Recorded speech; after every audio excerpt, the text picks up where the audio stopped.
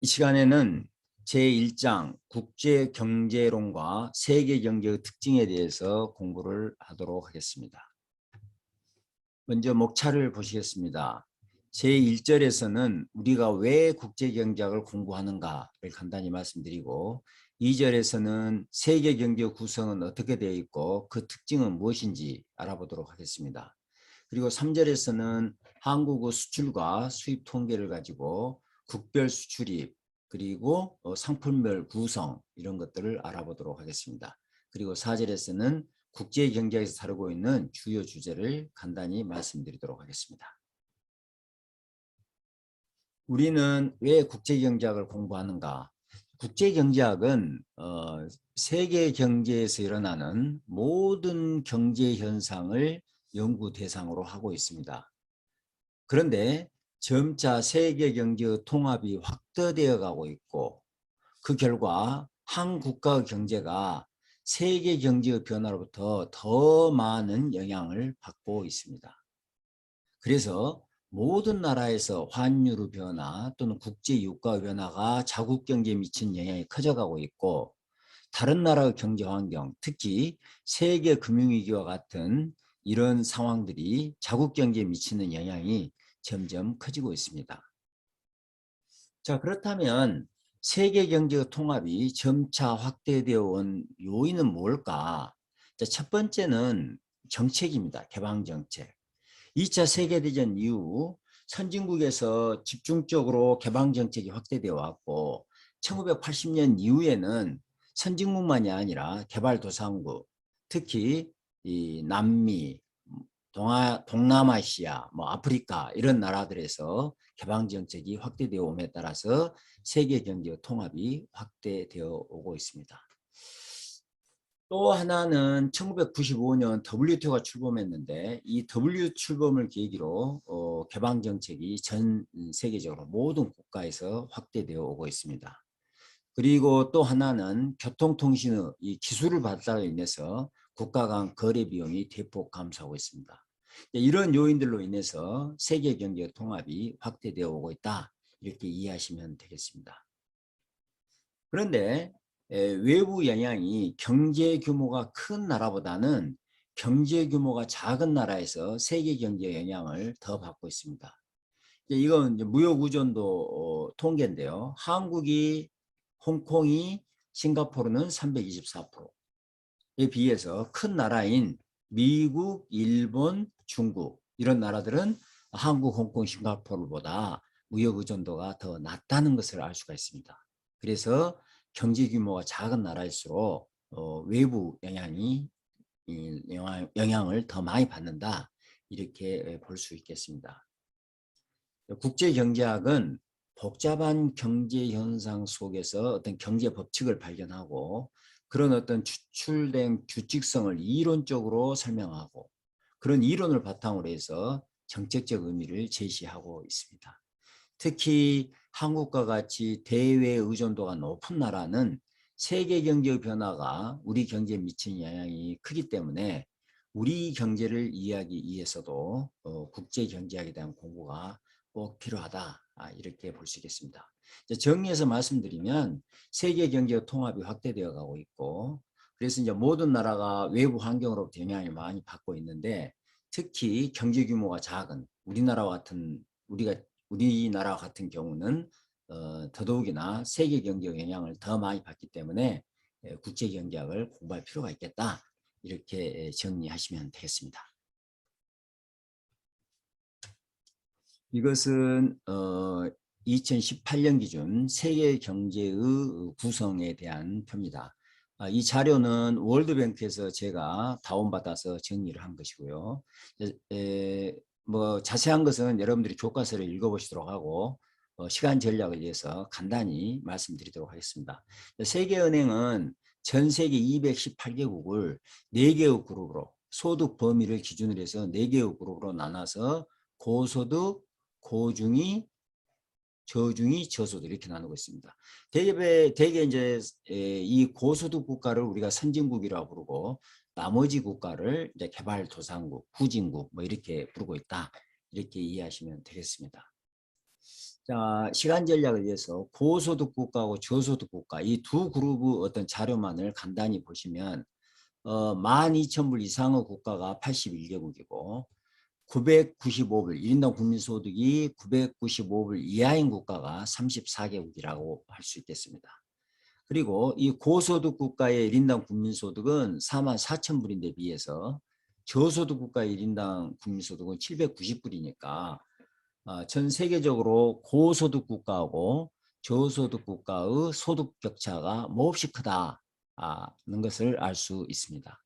자, 고소득 국가에서 전 세계 인구 약 한 15%가 살고 있고 저소득 국가에는 9.3%가 살고 있다. 그런데 이 15% 인구가 전 세계 GDP 63%를 생산해내고 있고 저소득 국가에서는 9.3% 인구가 전 세계 소득의 불과 0.7%만을 생산하고 있습니다. 그러다 보니까 고소득 국가의 1인당 국민소득은 44,000불, 저소득 국가의 1인당 국민소득은 불과 790불이다. 이렇게 이해하시면 되겠습니다. 무역 거래의 전 세계 무역 거래에서 차지하는 비중은 고소득이 저소득이 이렇게 됩니다. 자, 보시면 GDP 규모하고 무역의 규모가 거의 같이 가고 있다는 것을 알 수가 있습니다. 그래서 무역의존도, GDP분의 무역액으로 평가하는 이 무역의존도 자료는 고소득 국가나 저소득 국가에 큰 차이가 없다는 것을 볼 수 있습니다. 자, 한국의 경우는 1인당 국민소득이 2018년 기준으로 3만 불 정도고 인구는 전 세계 인구 0.7%, 1%가 좀 못 되죠.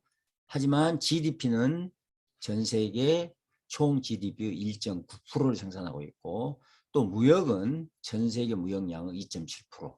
그래서 무역 의존도는 GDP분의 무역액의 비중은 83%로 전 세계 평균에 비해서 높은 편이다는 것을 알 수 있습니다. 세계 경제의 특징 중에서 먼저 지역별 무역 비중을 살펴보도록 하겠습니다. 표를 보시면서 이해하도록 하겠습니다.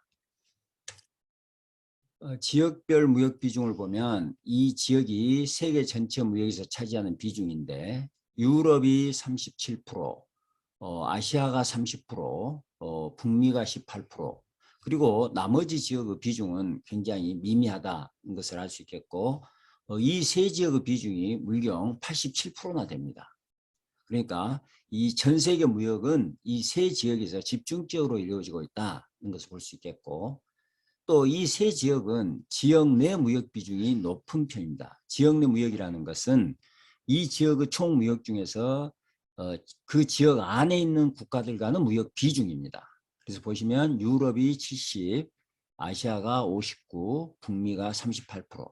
그래서 이 세 지역은 세계 전체에서 차지하는 무역 비중도 높은 편이고 지역 내 국가들과는 무역 비중도 높은 편이다 하는 것을 알 수가 있겠습니다. 여기 적어진 내용들은 여러분들이 이 시간 전략을 위해서 한번 읽어보도록 하시기 바랍니다.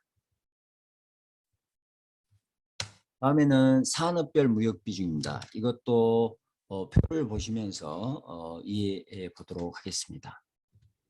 자, 이 표를 보시면 이 까만 선은 1980년 비중이고요.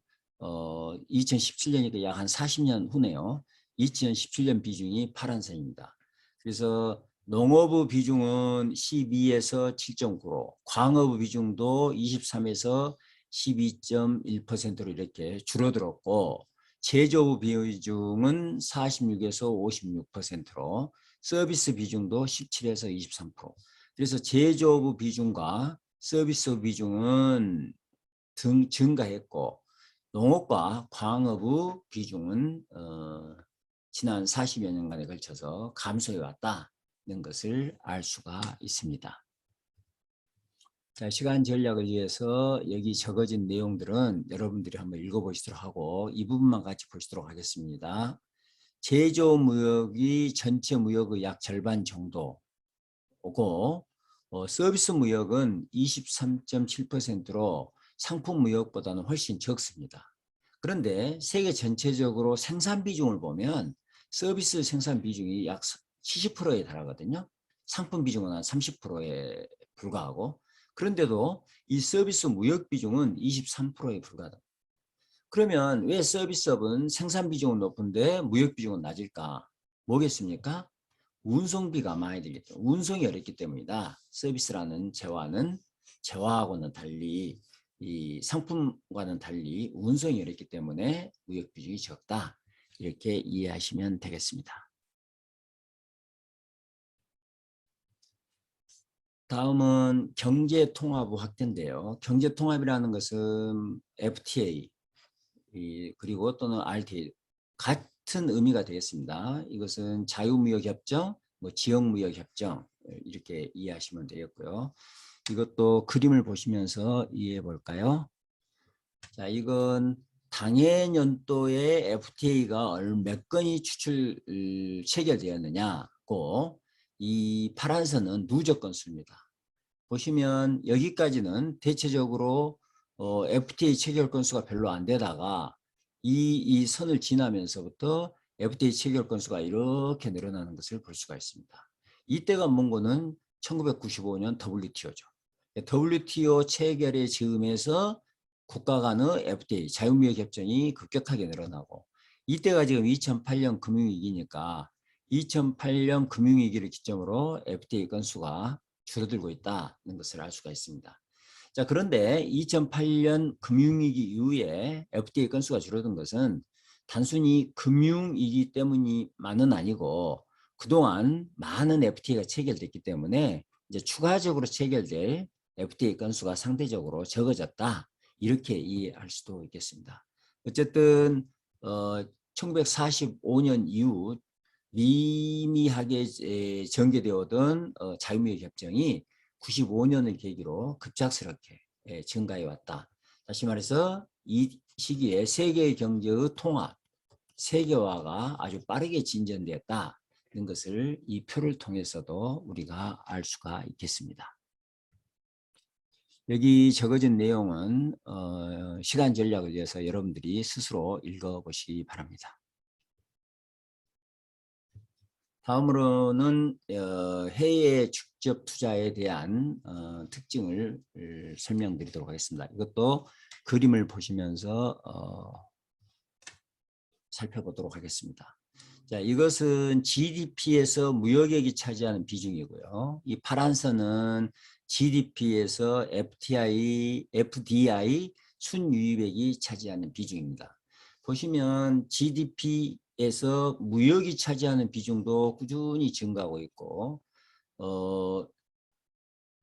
FDI 직접 투자의 비중도 꾸준히 증가하고 있는데, 직접 투자의 비중은 여기서 보시다시피 여기까지는 미미하게 서서히 증가해 오다가 이때부터 제법 빠른 속도로 증가해 오고 있다는 것을 알 수가 있겠고, 이때도 우리가 보시면은 1990년대 중반 WTO 출범을 즈음해서 경제통합 세계화가 확대되고 있다는 것을 보여주는 하나의 지표가 되겠습니다.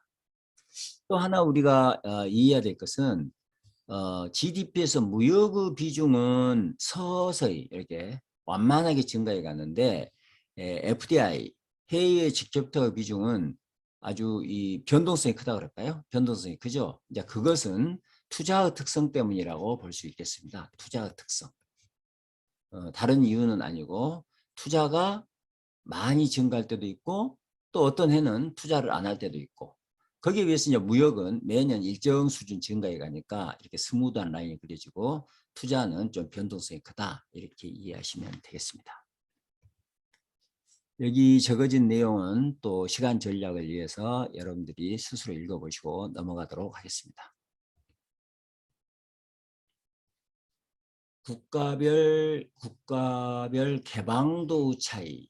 개방도는 대개 이렇게 이 자료를 가지고 살펴보고 있습니다. GDP에서 수출과 수입이 차지하는 비중, 무역의 비중, 이걸 개방도라고 이야기를 하고 있는데요. 자, 그림을 한번 볼까요? 이 까만 선은 1970년의 개방도고, 파란 선은 2017년 개방도입니다. 보면 여기 뭐 전 세계 한 200여 국가에서 주요 몇 국을 뽑아놨습니다만은 브라질, 미국, 일본, 중국, 영국, 한국 어느 나라에서든지 개방도가 증가해 가고 있다는 것을 이렇게 볼 수가 있겠고요. 특히 중국은 1970년에 비해서 개방도가 아주 폭발적으로 증가해왔다. 당시는 이제 사회주의 국가였고 지금은 좀 시장 경제로 전환되면서 사회주의 국가이긴 하지만 시장 경제 전환되면서 개방 정책을 펴면서 개방도가 폭발적으로 증가해왔다 이렇게 볼 수 있겠고 이제 한국도 영국도 이렇게 개방도가 증가해왔다는 것을 볼 수 있겠습니다. 그리고 미국이나 일본이 이 영국이나 한국보다 개방도가 적은 것은 덜 개방 정책을 폈기 때문이 아니라 무엇이라고 볼 수 있겠습니까? 이 나라들은 경제 규모가 큰 나라고 이 나라들은 상대적으로 경제 규모가 작은 나라이니까 경제 규모가 작은 나라일수록 무역 의존도가 높아지는 경향 그것 때문이다 이렇게 이해하시면 되겠습니다. 그래서 여기 적어진 내용도 여러분들이 스스로 읽어보시도록 하겠습니다. 이것만 한번 같이 볼까요? 국가별 개방도 차이는 경제 정책만이 아니라 경제 규모, 지리적 이치와도 관계가 있다. 그래서 경제 규모가 클수록 내수 시장이 커서 개방도가 낮은 미국이나 일본 같은 경우가 되겠죠. 그리고 주변에 무역할 국가가 많을수록 개방도가 높다. 뭐 뉴질랜드나 호주처럼 멀리 떨어져 있으면 무역을 하기가 불편하니까 개방도가 낮을 수밖에 없고 유럽에 있는 국가들은 유럽 안에 수많은 국가들이 있으니까 무역하기가 편하죠. 그래서 상대적으로 개방도가 높아질 수 있겠다. 이렇게 이해하시면 되겠습니다. 그리고 대체로 개방적인 정책을 추진한 국가들에서 경제 성장률이 높은 편이다 하는 것이 연구 결과들입니다. 그리고 앞서도 말씀드렸듯이 개방도가 큰 국가일수록 이건 너무 당연한 이야기겠죠. 세계 경제 환경의 변화로부터 당연히 더 많은 영향을 받고 있습니다.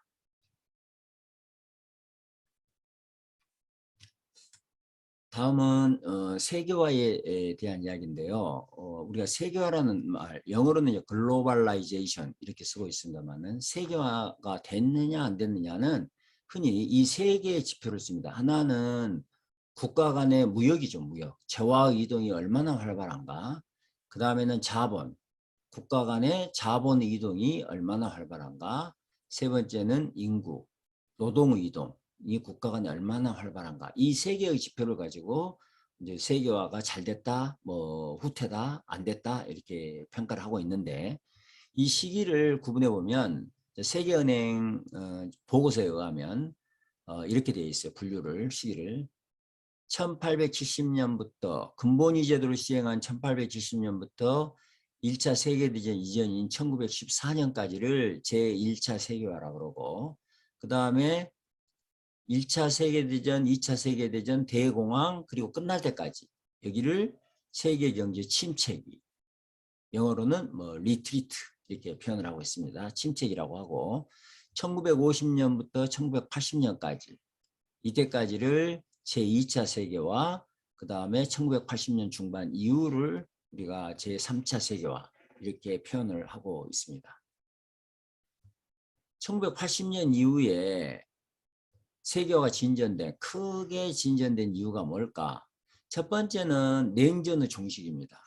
그래서 소련과 동구가 시장 경제로 전환 경제가 된 것이 1980년대 중반, 1990년대 초반이거든요.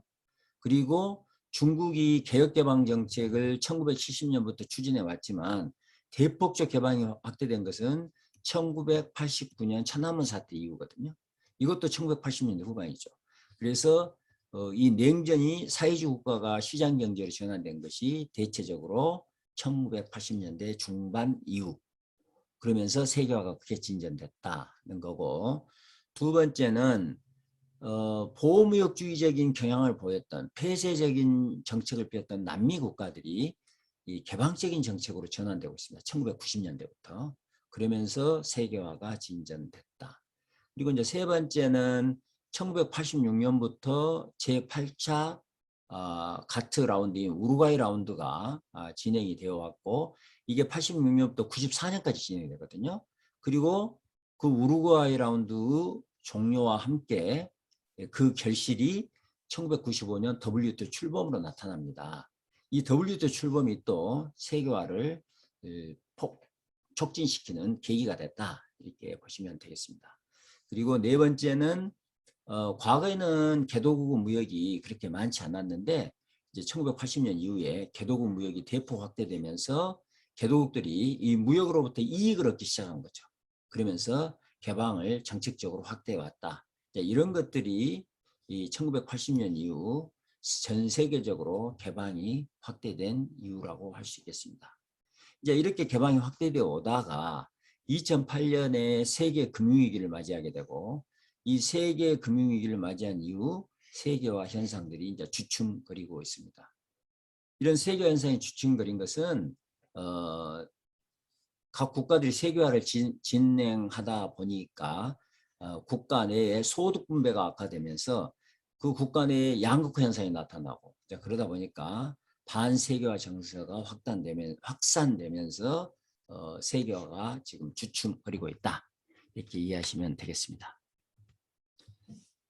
자, 이 그림은 방금 말씀드렸던 세계화의 진전 상황을 이 교수 보고서를 제가 그림을 이렇게 받아서 그린 것입니다.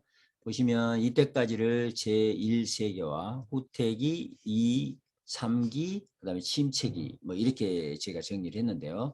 이 그림은 뭔 거는 전 세계 GDP 대비 무역액이 증가했느냐, 비중이 어떻게 됐느냐 하는 것을 보고 있고, 2008년 값을 100으로 해서 그린 것입니다. 보시다시피 증가하다가 후퇴, 증가하다가 더 빠르게 증가하다가, 여기는 선진국들이 주로 세계화를 진행해 왔던 거고, 여기는 선진국 플러스 개도국이 개방 정책을 전개해왔던 시기다, 이렇게 보시면 되겠고, 이렇게 급속도로 전개되던 세계화가 2008년 세계 금융위기를 맞이하면서 조금은 주춤거리고 있다, 이렇게 볼 수 있겠습니다.